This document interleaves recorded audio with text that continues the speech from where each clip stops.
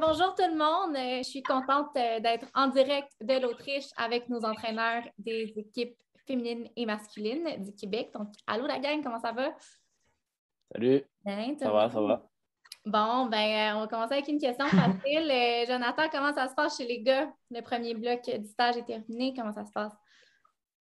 Bien, on a eu quelques défis à cause de la météo quand on est arrivé. Les 3-4 premiers jours, ça a été assez compliqué. La neige n'était pas très bonne, puis on ne voyait pas très très loin. Donc, on a fait beaucoup de bricolage, pour être honnête, plutôt que du ski comme on a l'habitude de faire. Mais bon, on a fait ce qu'on devait faire, puis ce qu'on pouvait. Et là, les derniers jours ont été vraiment excellents. On a eu une belle météo, puis les gars ont très, très bien travaillé. Ils ont un bon bloc de JS et ça a bien été, très, très bien été. Tant mieux. Et chez les filles, j'imagine que vous avez fait face aux mêmes enjeux que la température. Même chose, je dirais. Là, nous, ce que je dirais, c'est pour les premiers jours, on a surtout essayé d'instaurer comme nos routines, si on veut, là, travailler en équipe, être capable de connaître aussi nos athlètes, puis pas qu'on les connaissait pas, mais quand même, fallait voir un peu comment tout le monde fonctionnait, puis bien intégrer tout ça. Là. J'oublie quelque chose, les gars, pour les premiers jours? Non, puis je pense qu'on a commencé où on avait laissé cet été, là, vraiment avec première journée, les filles avaient de l'intensité, puis dans les conditions un peu difficiles. Mais ça s'est très bien passé, là, puis on a fait un bloc JS dans les conditions challengeantes, puis ils ont relevé le défi. Yes. Tant mieux. Est-ce qu'il y a beaucoup de monde sur le glacier? Est-ce que c'est plein? Il y a à peu près 130 équipes, 131 équipes, 38 nations. J'ai jamais vu autant de monde sur le glacier. Là. Ça pousse. Ouais, on Tous s'en ces sort touristes. avec le fait qu'on est l'équipe du Québec, on a quand même le privilège d'être traité comme une équipe Coupe d'Europe, si on veut. Donc, ça aide autant les hommes que les femmes d'avoir quand même des plateaux privilégiés, si on veut. Tant mieux. Puis avec ces enjeux-là de température, les conditions challengeantes, comment est la dynamique chez les gars, Joe? Euh, Le moral. ben, disons que les premiers jours, le premier jour, ça a été, le deuxième aussi. Puis là, le troisième, on a commencé à voir que la motivation était moins là le matin. Donc, on a pris un jour de repos tout de suite après le troisième jour. Et finalement, ça a été une bonne idée parce qu'après, la météo s'est améliorée. Puis les jeunes, ils ont pu aussi oublier un peu les 3 premiers jours de mauvaise qualité. Donc, après ça, ils se sont remis dedans. Puis ça s'est bien passé. Tant mieux. Et chez les filles, est-ce que c'était un peu la même histoire au niveau Ben, de... je laisserais peut-être Thomas répondre à ça, puisqu'il est de l'externe, voir un peu comment ça a été là-dessus. Là. Oui, ben en fait, je dirais que c'est sûr que les premiers jours, quand c'est gris tout le temps, quand les conditions sont difficiles, je pense que c'est, donc justement, pour le niveau motivation, comme un peu Joe a dit, c'est un peu plus difficile. Mais comme tu as dit Yves aussi, ben, je pense qu'ils ont quand même commencé en force, puis ils voulaient faire quand même des progrès malgré les conditions, puis on dirait qu'ils étaient comme... Oh non, on les a perdus un peu. Aïe. Bon, on va continuer avec les gars. Samuel, donc bonjour, toi, tu es nouveau au sein de l'équipe. Peux-tu nous présenter un peu au sein de l'équipe, qu'est-ce que tu fais, tes kin avec l'équipe, comment ça s'est passé, toi, ton stage? Oui, ben ça s'est super bien passé. On a commencé c'était très excitant d'arriver en Europe, d'arriver avec les gars. Fait que ça, c'est vraiment, vraiment cool à ce niveau-là.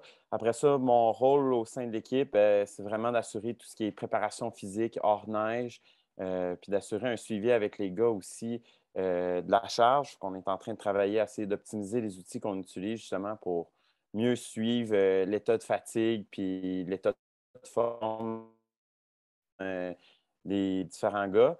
Puis après ça, sur la neige, ben, j'ai aussi Joe puis Marie et Inès l'opportunité aussi d'utiliser un peu mon bagage de coaching puis m'impliquer là-dedans. Fait que ça, c'est vraiment cool aussi à ce niveau-là. Je permets d'aider, d'être une troisième paire de mains puis de yeux sur le plateau. Fait que ça fait à peu près le tour un peu de ce qu'on fait. Là. Les gars, à date, je pense qu'ils aiment ça aussi. Ça donne une nouvelle saveur à leur dryland. Ça donne un encadrement qui est un petit peu plus spécifique à chacun des drylands de pouvoir avoir quelqu'un qui les accompagne comme ça. Ben oui, c'est clair, super. On vous a perdu l'équipe des femmes quelques secondes. Donc, merci Thomas. Non, c'est juste la connexion. Donc, Thomas, on voulait parler un peu de ton rôle au sein de l'équipe. As-tu quelque chose à rajouter par rapport à ton rôle en tant que kin avec l'équipe? Comment se passe ton intégration? Oui, ben, je dirais que c'est un peu les mêmes points que Samuel a apportés, mais aussi la connexion avec les autres intervenants. Donc, dans le fond, avec nutritionniste, avec physio et autres intervenants, préparateur mental aussi. Donc, on peut mieux communiquer, puis l'information juste va mieux, puis circule mieux entre les différents intervenants, puis avec les coachs aussi. Donc, c'est un autre point important qu'on peut amener et qu'on peut aider aussi. Là. Ben oui, c'est clair. Chez les filles, c'est quoi vos objectifs pour le reste du stage? Il vous reste 2 semaines au neige, c'est ça? Oui, à peu près 2 blocs. Un de 5, un de 4. Les objectifs sont assez clairs. Là. Je pense que c'est de passer à la prochaine vitesse. C'est pour certaines, du moins, d'individualiser, mais quand même, je pense qu'on a vu qu'on n'était pas rouillé, comme Yves disait. Donc, on veut vraiment profiter pour passer à l'autre vitesse, essayer des challenges. Chaque athlète puisse avoir un bon niveau de challenge, même si certains sont en retour de blessure ou d'autres sont un petit peu plus proches de la phase compétitive. On veut vraiment là, commencer à aller chercher une petite fibre là, plus compétitive. Je ne sais pas, Yves, qu'est-ce que tu en pensais là-dessus? Moi, je pense que c'est un peu ça. Là, tu sais. Je pense qu'on est en train de plus ou moins individualiser aussi nos entraînements face à des retours de blessures. Puis, chacune, là, on essaie de diviser les plateaux pour que tout le monde en ait pour leur argent. Là. Puis je pense qu'avec Tom, on continue à peaufiner, comme il disait. On travaille tard le soir pour essayer justement de savoir un peu ça va être quoi notre comment je pourrais dire, notre direction par rapport à des outils, par rapport à des stratégies. Fait qu'on est vraiment dans une période super dynamique, je dirais, là, pour créer nos habitudes de coach. Là, pouvez-vous nous parler un peu des outils? Je sais que Tom, Samuel, vous êtes là pour justement utiliser le data, là, si on veut. Comment ça se passe avec la technologie? Vas-y, Sam, peut-être.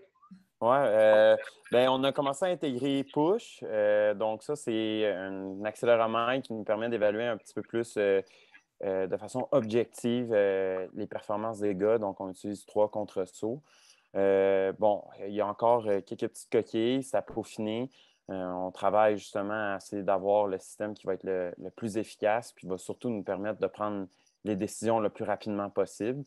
Fait que c'est un peu là-dessus qu'on travaille à intégrer ça. Puis après ça, Thomas avait commencé avec l'outil de monitoring. Fait qu'on travaille aussi sur peaufiner ça, Thomas et moi, essayer de voir est-ce qu'il y a des choses qu'on peut bonifier ou est-ce qu'il y a des choses qui sont déjà bonnes. Là. Je pense que l'outil, c'était vraiment un très bon point de départ. Là. Thomas, je ne sais pas si tu as d'autres choses que tu veux rajouter là-dessus.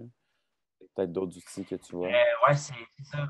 Comme il a dit, Sam, je pense que c'est un bon point de départ. Mais c'est sûr que aussi tout ce qui est le monitoring par rapport aux séances d'entraînement puis aux difficultés des entraînements, tout ça pour voir quand, mettons, arrêter un entraînement quand quelqu'un est plus à risque de blessure, par exemple, Sam aussi est en train de réfléchir à ça. On est tous en train de réfléchir à ça aussi.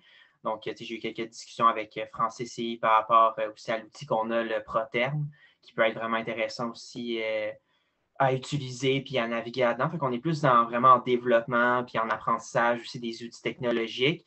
Donc, je pense qu'en ce moment, on en profite puis avec le temps qu'on a. Puis après ça, quand la saison va arriver, je pense que va falloir que ça soit plus consolidé puis on aura peut-être moins de temps de passer du temps sur cet aspect-là. Mais justement, en ce moment, je pense que c'est en pleine expansion, là, puis c'est pas mal le fun de travailler aussi avec ces outils-là. Ouais, c'est ça, le tracking GPS. On essaie de trouver une façon avec le tracking GPS de non seulement regarder les séances par rapport à le timing. Tu sais, on peut faire du timing avec notre outil GPS. On peut regarder également le volume et tout. Puis justement, Thomas, on est en train de voir avec lui de quelle façon on va être capable peut-être d'aller chercher des infos relatives là, à, comme disait, le workload, d'autres choses, être plus créatif aussi là-dedans. Puis Thomas porte un regard également sur les départs en ce moment. On va commencer à regarder davantage les départs. Puis avec ces outils de technologie-là, on va peut-être être capable d'optimiser ça encore. Fait que c'est vraiment excitant quand même de travailler avec ça. Oui. Oui, c'est super intéressant en apprendre plus. Je suis certaine que, justement, comme Samuel l'a dit, il y a des petites coquilles, mais c'est sûr que ça va venir en avantage là, aux deux équipes. Joe, peux-tu nous parler, toi, de tes objectifs dans les 2 derniers blocs? Écoute, en fait, nous, on n'a pas les mêmes objectifs dans le groupe parce qu'il y a 4 nouveaux athlètes qui nous ont rejoints cette année qui, eux, n'ont pas fait de course depuis le mois de mars 2020. Donc, ils ont une périodisation annuelle qui est un petit peu différente pour l'instant. Disons que leur préparation, elle est, si on peut dire, plus douce. Puis les 3 plus vieux, eux, il faut qu'ils soient performants dans 1 mois au Colorado en NORAM. Donc, l'intensité pour eux, on cherche déjà à avoir une intensité un peu plus élevée. Mais en gros, c'est un peu comme disait Francis, on essaie de consolider nos bases et de continuer tout le travail qu'on a fait. Chacun s'est fixé un objectif personnel pour ce stage. On les a rencontrés individuellement avant qu'on arrive ici. Et ils se sont donné un objectif chacun qui voulait. En gros, c'était l'énergie qu'ils allaient mettre sur un point pour arriver à la fin du stage et se dire, bon, ben, j'ai réussi mon stage parce que j'ai amélioré 1 point ou 2 ou d'autres choses. Donc, pour l'instant, c'est ça. On est un peu à 2 vitesses, mais ça va finir par se remettre tout ensemble une fois que les plus jeunes auront repris la compétition. Puis, oui, c'est un super bon point, les 2 progressions là, des deux genres d'équipes, là, si on veut, parce que les nouveaux doivent s'intégrer au sein de l'équipe et ils ne sont pas rendus au même endroit. Donc, c'est un super bon point. Oui, exactement. Avez-vous d'autres points à rajouter, d'autres petites nouvelles pour nous? Ça a été super intéressant. Non, il y en a un super beau pour la suite. On est content d'être de retour sur la neige. C'est le fun d'avoir les 2 équipes aussi, les hommes et les filles. Fait que, ça, c'est excitant. Puis vous autres au bureau, comment ça va avec ça? Tout est beau? Ça va super bien. Nous, on est dans la rencontre au Sommet TELUS. Donc, Yes! on fait les levées de fonds pour vous. Donc, je suis contente d'avoir de nouvelles. Puis, c'est quoi la date du Sommet TELUS? C'est quoi? 28 octobre. Donc, en Parfait. direct de Radio-Canada, on va être avec plusieurs athlètes olympiques et on va présenter les studios de Radio-Can pour les Jeux de Pékin. Donc, ça va être super cool Wow. avec l'équipe de Radio-Can. Donc, c'est ça. Merci encore d'avoir pris le temps de me parler. Merci à toi. Merci tout le monde.